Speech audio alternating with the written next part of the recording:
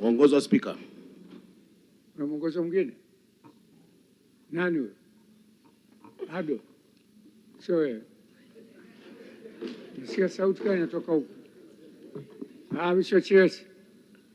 Mheshimiwa Spika, ninasimama kwa kanuni namba 79. Lakini pia nasimama kama makamu mwenyekiti wa kamati ya mambo ya nje, ulinzi na usalama. Mheshimiwa Mwenyekiti, kumekuwepo na taharuki katika mitandao mbalimbali ya kijamii kuhusiana na maandamano ambayo yanasemwa kupangwa na watu wasiofahamika hapa nchini. Taharuki hiyo, Mheshimiwa Spika, inaonekana kuwakumba hata watu katika mitaa na vijiji mbalimbali katika nchi yetu. Mheshimiwa Spika, je, swala hili serikali inalifahamu? Na iwapo serikali inalifahamu swala hili, je, inachukua hatua gani ili kuwahakikishia Watanzania usalama wao pamoja na mali zao?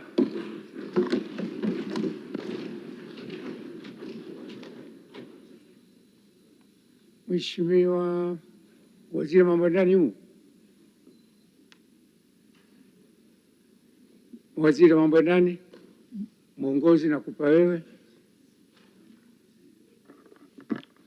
Mheshimiwa Spika, nakushukuru kwa nafasi ambayo umenipatia kujibu au kutoa hoja ya serikali juu ya mwongozo ambao umeombwa na Mheshimiwa Mbunge Pascal Chinyeri. Mheshimiwa Spika, ni kweli kwamba mpaka sasa nchi yetu iko salama. Hali ya nchi yetu ni tulivu na amani ipo kila mahali. Isipokuwa Mheshimiwa Spika, zipo taarifa mbalimbali ambazo zinaenezwa kwenye mitandao ya kijamii. Wapo baadhi ya watu wanatumia vibaya mitandao ya kijamii, Mheshimiwa Spika, na kuzua taharuki. Wapo wanaosema kutakuwa na maandamano, na maandamano yenyewe sababu hazitajwi. Lakini hata wale ambao wamejaribu kutaja sababu ni zile ambazo serikali imekwisha kutolea suluhisho, mojawapo likiwa la katiba mpya, ipo kwenye ilani ya Chama cha Mapinduzi, na hatua mbalimbali zimekwisha kupangwa za kiserikali katika namna ya kuliendea jambo hilo. Lakini yapo maelezo mengine ambayo kimsingi yamekuwa ni ya kichochezi tu, yanafanywa na watu mbalimbali kwenye mitandao ya kijamii. Sasa hatua mbalimbali zimeendelea kuchukuliwa, Mheshimiwa Spika, kuhakikisha kwamba nchi yetu inaendelea kuwa salama. Moja ya hatua ambazo tumeendelea kuzichukua ni kwamba jambo la ulinzi na usalama wa nchi yetu, dhamana hiyo tumepewa Wizara ya Mambo ya Ndani ya nchi kwa mujibu wa katiba, maintaining order, peace and tranquility, kuhakikisha kuna amani, utulivu na utii wa sheria. Na jukumu hili, Mheshimiwa Spika, ambalo tumepewa, tumekwisha kuanza kufuatilia viashiria vyovyote vya uvunjifu wa amani kwa yoyote ambaye anapanga kuvuruga amani ya nchi hii kupitia mitandao ya kijamii au moja kwa moja katika jamii yetu. Tumeanza kufanya na kuchukua hatua juu ya maeneo ambayo yamepelekea kuleta matishio ya amani. Moja ya maeneo hayo, Mheshimiwa Spika, yamekuwa tukiyashuhudia kwenye mikusanyiko mbalimbali ya watu ambao wamekuwa kutoa taarifa zinazohusiana na kuvunja amani ya nchi yetu. Mheshimiwa Spika, Jeshi la Polisi Tanzania siku 3 zilizopita lilitoa tamko la juu ya hali ya usalama kuwa ni shwari, lakini litahadharisha watu ambao wamekusudia kufanya uhalifu wa kupanga au kuandaa maandamano yasiyoruhusiwa kisheria. Kwa hivyo, Mheshimiwa Spika, kupitia nafasi hii, moja ni waelekeze na kumwagiza IGP Camillus Wambura atoe maelekezo kwa ma-RPC wote nchini katika mikoa ambayo yatashuka kwa wakuu wa polisi wilaya mpaka kwenye polisi kata, kuanza kufanya uratibu wa mipango ya kiusalama ambayo tunayo, lakini kuimarisha zaidi mipango ya kuhakikisha nchi yetu inakuwa salama katika kila eneo, kuanzia ngazi ya kitongoji, kijiji mpaka kwenye kata na mitaa katika kipindi chote cha nchi yetu, katika shughuli mbalimbali ambazo pia zinakusudiwa kufanyika. Hivi karibuni tunatarajia kuwa na ugeni mkubwa, Mheshimiwa Spika, wa katika maonyesho ya Sabasaba, ambapo tunatarajia kupata wageni kutoka nchi mbalimbali. Katika kipindi hiki ndicho ambacho kinatusaidia kujijumuisha katika kujenga uchumi wa nchi yetu. Sasa katika kipindi hiki ambacho kuna chokochoko hizi, hatutaweza kumvumilia mtu yoyote kimsingi ambaye atafanya vurugu za aina yoyote.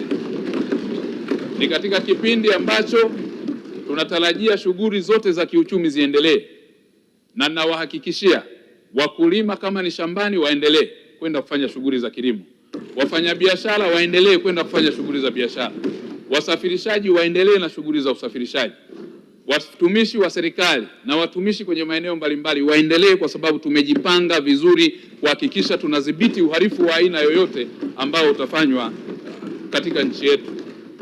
Lakini vivyo hivyo, Mheshimiwa Spika, kama kuna hoja za msingi, kwa sababu mpaka sasa serikali haijapata hoja yoyote ya msingi ya kwa nini watu waende kufanya vurugu au kuandamana.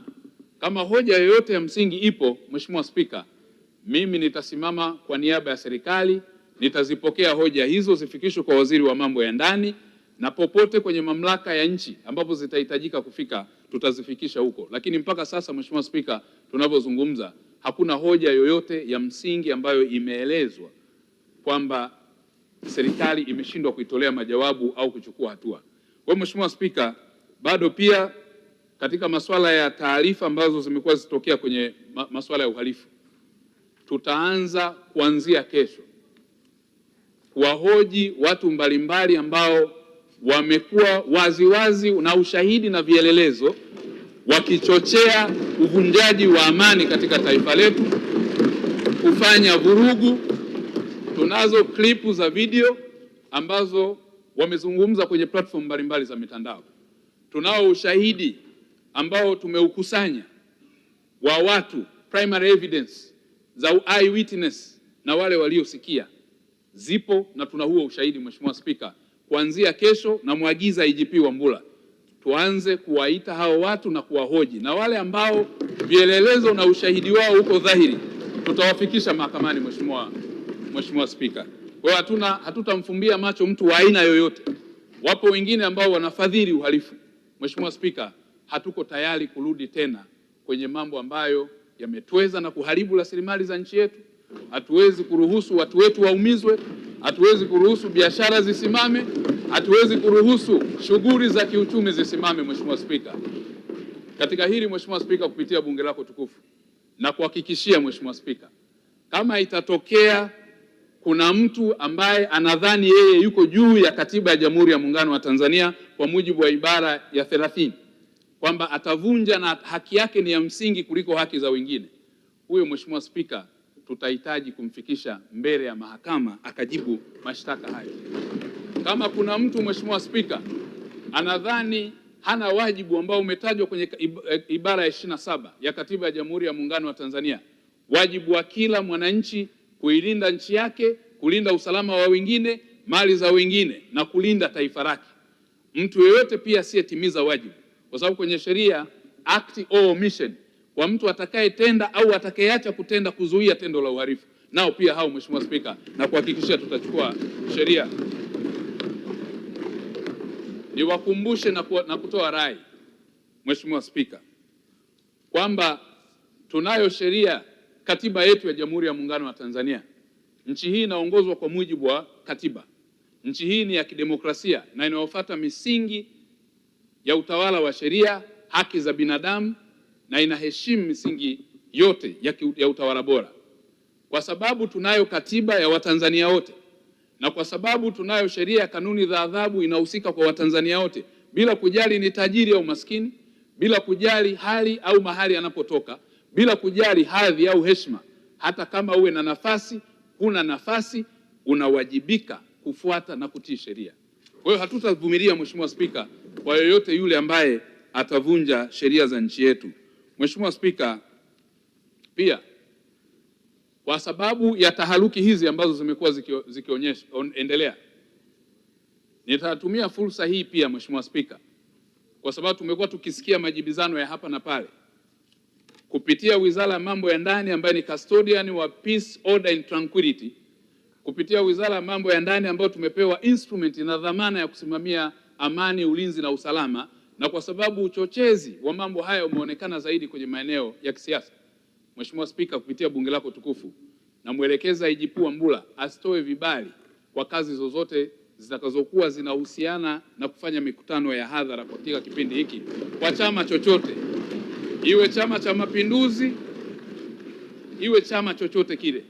Kwa kipindi hiki ni vizuri turudi katika kuwaruhusu wananchi wajenge uchumi wa nchi yao. Ni katika kipindi ambacho tunahitaji kufanya kazi kwa ajili ya kuhakikisha kila Mtanzania, wafanyabiashara, wawekezaji wanafanya kazi yao kwa amani na utulivu. Nafanya hivi, Mheshimiwa Spika, kwa sababu katika mazingira haya tutakapokuwa tunawatafuta wahalifu, ni ngumu kuchambua wahalifu kwenye mkusanyiko ya watu wengi.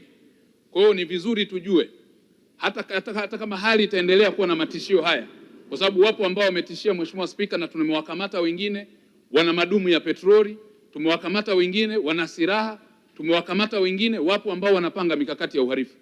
Sasa tukienda kwa hatua hii, tumeendelea kuzuia hata pale Dar es Salaam, Oysterbay na Masaki, baa ambazo hazijafuata utaratibu tunazizuia kwa kipindi hiki zisifanye kazi kwa kufuata sheria ya mazingira ambayo sisi pia ni custodian wa kusimamia enforcement ya sheria.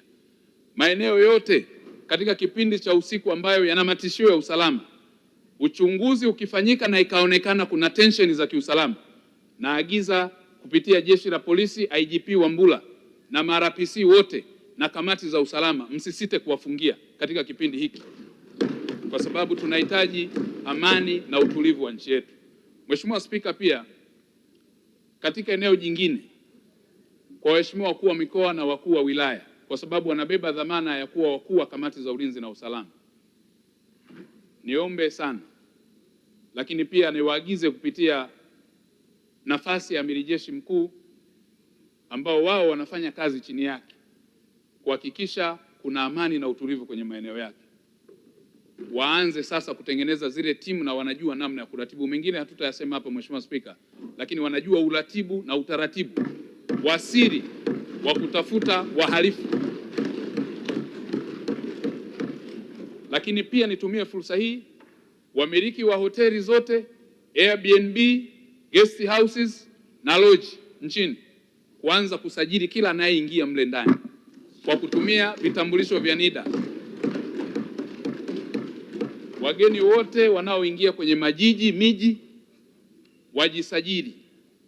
Wanapoenda kwenye hoteli yako au lodge tukakuta kuna watu wameingia hawana vitambulisho, hawaeleweki walikotoka, tutachukua hatua dhidi ya mmiliki pamoja na mhudumu. Mheshimiwa Spika, yapo mengine ambayo ni ya ndani sana ya kimedani, siwezi kuyazungumza kwenye hatua hii, lakini kwa sasa itoshe kusema nchi yetu iko salama, tutaendelea kuilinda, amani na utulivu utaendelea kutamalaki katika taifa letu, na hakuna mtu mwingine yoyote kwa mujibu wa sheria tulizonazo atatupangia namna ya kusimamia usalama wa nchi yetu, taifa letu na rasilimali za nchi yetu. Mheshimiwa Spika, baada ya kusema hayo, naomba nikushukuru sana. Sisi tukitoka hapa tunaenda kufanya kazi hii ili kuhakikisha Watanzania wanakuwa salama, mali zao zinakuwa salama, na uwekezaji wa taifa letu unakuwa salama, wawekezaji wanakuwa salama, na vital installation zote, maeneo muhimu ya utoaji huduma za jamii yanakuwa salama. Hakuna hospitali itafungwa, hakuna soko litafungwa, hakuna kibanda chochote cha biashara kitafungwa, watu watakuwa salama. Mheshimiwa Spika, asante sana Mheshimiwa Spika.